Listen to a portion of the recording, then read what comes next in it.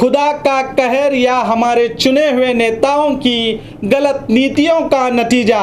आइए देखते हैं बाढ़ के हालात पर एक नज़र।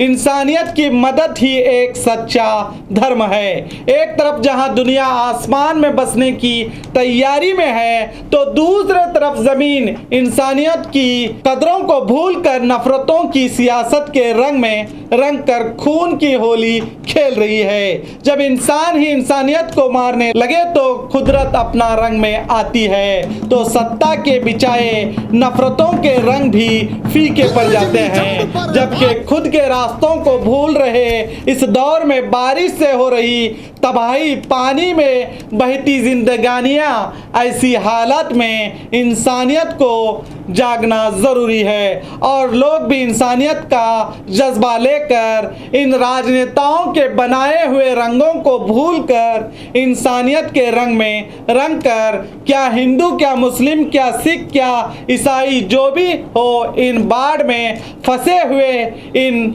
मासूम लोगों की मदद के लिए आगे आकर दिल खोल कर मदद कर रहे हैं। यही एक सच्चा मजहब है जो इंसान आए इंसान के काम, बाकी सब इंसानों को बांटने की गंदी राजनीति है। इसे समझना बहुत ही ज़रूरी है।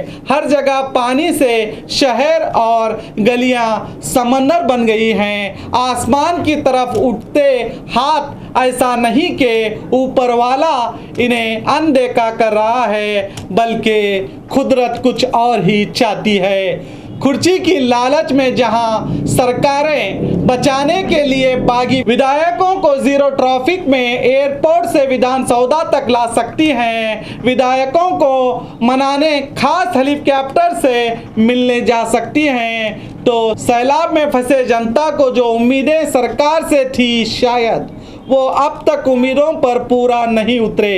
अब तक राहत और बचाव के कामों में प्रशासन और हमारे सैनिकों ने जान पर खेलकर अपना योगदान तो दे रहे हैं और अभी सरकार से उम्मीदें हैं कि इस नाजुक घड़ी में सहारा बनेगी। मगर खुशी इस बात की है कि सरकार की हेल्प से पहले ही हर धर्म के नौजवान मदद के लिए आगे आ रहे हैं। बाढ़ के कहर का अगर इसी तरह पानी आता रहा तो स्थिति और भी गंभीर हो सकती है। अब तक कर्नाटक में 26 लोगों की जान चली गई है। 1,60,000 से भी ज़्यादा लोगों को बचाकर सुरक्षित जगहों में रखा गया है। कुल कर्नाटक के 18 जिलों में बाढ़ का कहर है। कई इलाकों में एक दूसरे शहरों को जोड़ने के रास्ते बंद हो चुके हैं, जिसे हमारे सीएम हेलीकॉप्टर में बैठकर बाढ़ से नुकसान हुए इलाकों का नज़ारा तो कर लेते हैं, मगर क्या हमारे नेता कभी ये क्यों नहीं सोचते कि हमारे ही सरकारों की वजह से इस तरह के हालात पैदा होते हैं। सरकार करोड़ों रुपए खर्च करके बांध से लगकर गार्डन बना देते हैं, हजारों करोड़ों का स्टैचू बना देते हैं, मगर बाढ़ से नुकसान रोकने का कोई रास्ता नहीं निकाला जाता। और भला ये इस पर खर्च क्यों करेंगे? ना ही इनको हजारों करोड़ों रुपए खर्च करने पर इन्हें कोई मुनाफा नहीं होता, जिस तरह गार्डन और स्टैचू बनाकर इन पर टिकट रखकर जो मुनाफा होता है। जिस जनता के टैक्स से सरकारें चलती हैं, बड़ा अफसोस होता है इन्हीं लोगों की जान की, फसलों की बर्बादी से घरों के टूटकर बह जाने पर कोई फर्क क्यों नहीं पड़ता।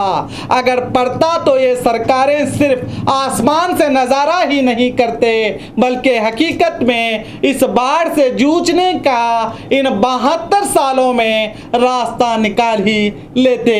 बड़ा अफसोस होता है जिस देश में गरीबी हटाओ के नाम पर कई स्कीमें बनाई जाती हैं, मगर हर साल गरीबी हटती नहीं बल्कि गरीब और ज़्यादा होते जाते हैं। और जो सरकारें साल में बार बार बदलती हैं, भला वो क्या हमारी रक्षा करेंगे। मैं तो यही कहूँगा, आप और हम ही इन सभी हादसों के जिम्मेदार हैं, क्योंकि आंख बंद करके अपना सबसे बड़ी जो ताकत है, वो होठ की ताकत है, वो दे देते हैं। और 72 साल से अब तक भी हम बाढ़ से बचने का रास्ता नहीं निकाल पाए। हर साल बाढ़ के जरिए कई लोग अपनी जान गंवा देते हैं और हमारे नेता आसमान से जायजा ही लेते रहते हैं। खुद बदलिए और सही नेता को चुनिए, तभी हिंदुस्तान बदलेगा। तो देखते रहिए आपका अपना बी न्यूज़ नेशन, हक की आवाज़।